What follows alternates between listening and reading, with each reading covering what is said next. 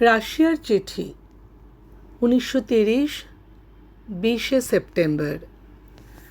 রাশিয়ায় অবশেষে আসা গেল। যা দেখছি আশ্চর্য ঠেকছে, অন্য কোনো দেশের মতোই নয়, একেবারে মূলে প্রভেদ। আগা গোড়া সকল মানুষকেই এরা সমান করে জাগিয়ে তুলছে। চিরকালই মানুষের সভ্যতায় একদল অখ্যাত লোক থাকে, তাদেরই সংখ্যা বেশি, তারাই বাহন। তাদের মানুষ হবার সময় নেই। দেশের সম্পদের উচ্ছিষ্টে তারা পালিত।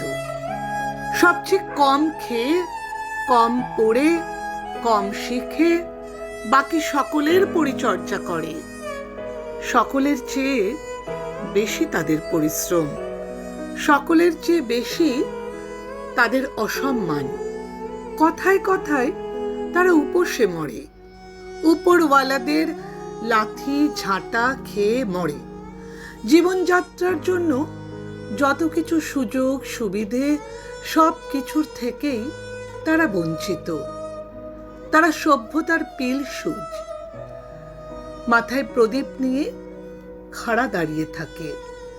উপরের সবাই আলো পায়, তাদের গা দিয়ে তেল গড়িয়ে পড়ে। আমি অনেক দিন এদের কথা ভেবেছি, মনে হয়েছে এর কোনো উপায় নেই। একদল তলায় না থাকলে আরেক দল উপরে থাকতে পারে না, অথচ উপরে থাকার দরকার আছে। উপরে না থাকলে নিতান্ত কাছের সীমার বাইরে কিছু দেখা যায় না। কেবলমাত্র জীবিকা নির্বাহ করার জন্য তো মনুষ্যত্ব নয়, একান্ত জীবিকাকে অতিক্রম করে তবেই তার সভ্যতা। সভ্যতার সমস্ত শ্রেষ্ঠ ফসল অবকাশের ক্ষেত্রে ফলেছে।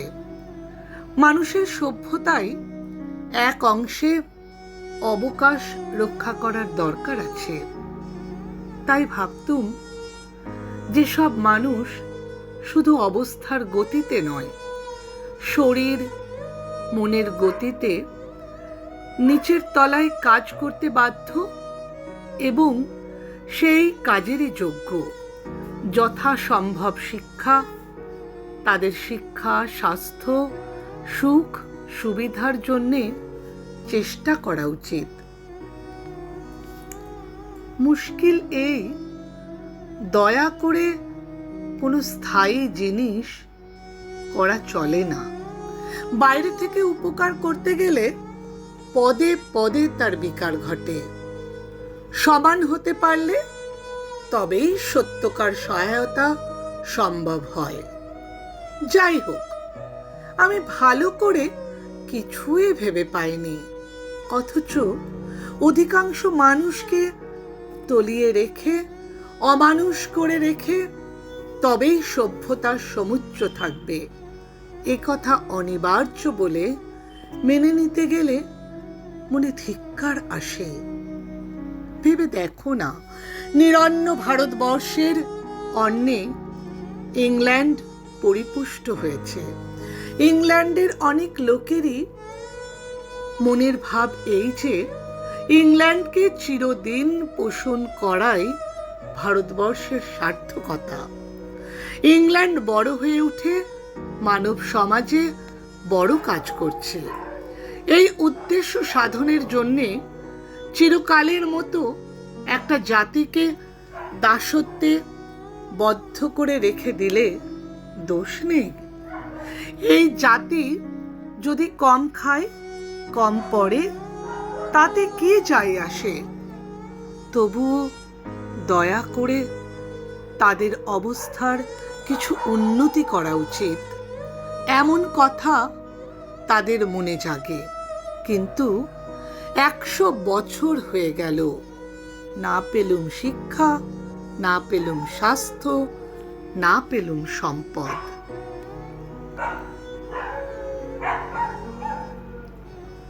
সে মানুষকে মানুষ উপকার করতে অক্ষম। অন্তত যখনই নিজের স্বার্থে এসে ঠেকে তখনই মারামারি কাটাকাটি বেঁধে যায়। রাশিয়ায় একেবারে গোড়া ঘেঁষে এই সমস্যার সমাধান করবার চেষ্টা চলছে। তার শেষ ফলের কথা এখনো বিচার করবার সময় হয়নি, কিন্তু আপাতত যা চোখে পড়ছে তা দেখে আশ্চর্য হচ্ছে। আমাদের সকল সমস্যার সবচেয়ে বড় রাস্তা হচ্ছে শিক্ষা। এতকাল সমাজের অধিকাংশ লোক শিক্ষার পূর্ণ সুযোগ থেকে বঞ্চিত। ভারতবর্ষ তো প্রায় সম্পূর্ণই বঞ্চিত। এখানে এই শিক্ষা, কি আশ্চর্য, উদ্যমে সমাজের সর্বত্র ব্যাপ্ত হচ্ছে, তা দেখলে বিস্মিত হতে হয়। শিক্ষার পরিমাণ শুধু সংখ্যায় নয়, তার সম্পূর্ণতায়, তার প্রবলতায়। কোনো মানুষই যাতে নিঃসহায় ও নিষ্কর্মা হয়ে না থাকে, এজন্যে কি প্রচুর আয়োজন, কি বিপুল উদ্যম। শুধু শ্বেত রাশিয়ার জন্য নয়, মধ্য এশিয়ার অর্ধসভ্য জাতের মধ্যেও এরা বন্যার মতো বেগে শিক্ষার বিস্তার করে চলেছে। এই জন্যে প্রয়াসের অন্ত নেই। এখানে থিয়েটার, অভিনয়ে বিষম ভিড়, কিন্তু যারা দেখছে তারা কৃষি ও কর্মীদের দলের। কোথাও এদের অপমান নেই। ইতিমধ্যে এদের যে দুই একটা প্রতিষ্ঠান দেখলুম, সর্বত্রই লক্ষ্য করেছি এদের চিত্তের জাগরণ এবং আত্মমর্যাদার আনন্দ। আমাদের দেশের জনসাধারণের তো কথাই নেই। ইংল্যান্ডের মজুর শ্রেণীর সঙ্গে তুলনা করলে আকাশ পাতাল তফাৎ দেখা যায়। আমরা শ্রেণীকেতনে যা করতে চেয়েছি, এরা সমস্ত দেশ জুড়ে প্রকৃষ্টভাবে তাই করছে। আমাদের কর্মীরা যদি কিছুদিন এখানে এসে শিক্ষা করে যেতে পারত, তাহলে ভারী উপকার হতো।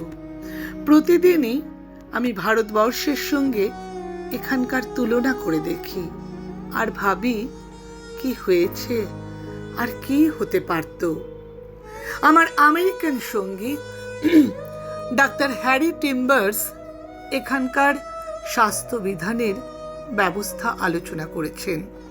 তার প্রকৃষ্টতা তপ্ত অভুক্ত হতভাগ্য নিরুপায় ভারতবর্ষ। কয়েক বৎসর পূর্বে ভারতবর্ষের অবস্থার সঙ্গে এদের জনসাধারণের অবস্থার সম্পূর্ণ সাদৃশ্য ছিল। এই অল্পকালের মধ্যে দ্রুত বেগে বদলে গেছে। আমরা পড়ে আছি জড়তার পাঁকের মধ্যে, আকণ্ঠ নিমগ্ন। এর মধ্যে যে গলদ কিছুই নেই তা বলেনি, গুরুতর গলদ আছে।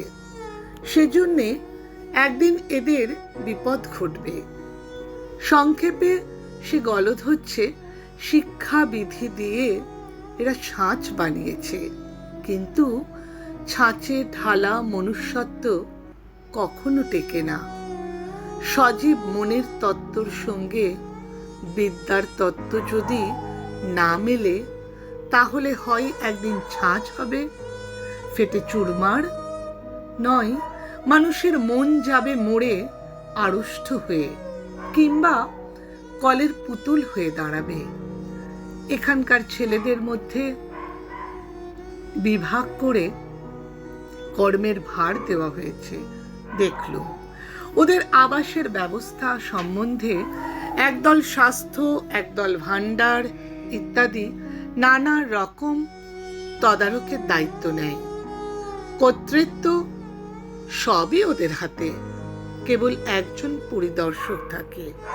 শান্তিনিকেতনে আমি চিরকাল এই সমস্ত নিয়ম প্রবর্তন করতে চেষ্টা করেছি। কেবলই নিয়মাবলী রচনা হয়েছে, কোনো কাজ হয়নি। তার অন্যতম কারণ হচ্ছে স্বভাবতই পাঠ্য বিভাগের চরম লক্ষ্য হয়েছে পরীক্ষায় পাশ করা, আর সবকিছুই উপলক্ষ, অর্থাৎ হলে ভালোই, না হলেও ক্ষতি নেই। শিশুকাল থেকেই আমরা পুঁথি মুখস্থ বিদ্যাতেই অভ্যস্ত। নিয়মাবলী রচনা করে কোনো লাভ নেই। নিয়ামকদের পক্ষে যেটা আন্তরিক নয় সেটা উপেক্ষিত না হয়ে থাকতে পারে না। গ্রামের কাজ ও শিক্ষাবিধি সম্বন্ধে আমি যেসব কথা এত কাল ভেবেছি, এখানে তার বেশি কিচ্ছু নেই। কেবল আছে শক্তি, আছে উদ্যম, আর কার্যকর্তাদের ব্যবস্থা বুদ্ধি। আমার মনে হয় অনেকটাই নির্ভর করে গায়ের জোরের ওপর। ম্যালেরিয়ায় জীর্ণ অপরিপুষ্ট দেহ নিয়ে সম্পূর্ণ বেগে কাজ করা দুঃসাধ্য। এখানকার শীতের দেশের লোকের হাড় শক্ত বলে কাজ এমন করে সহজে এগোয়।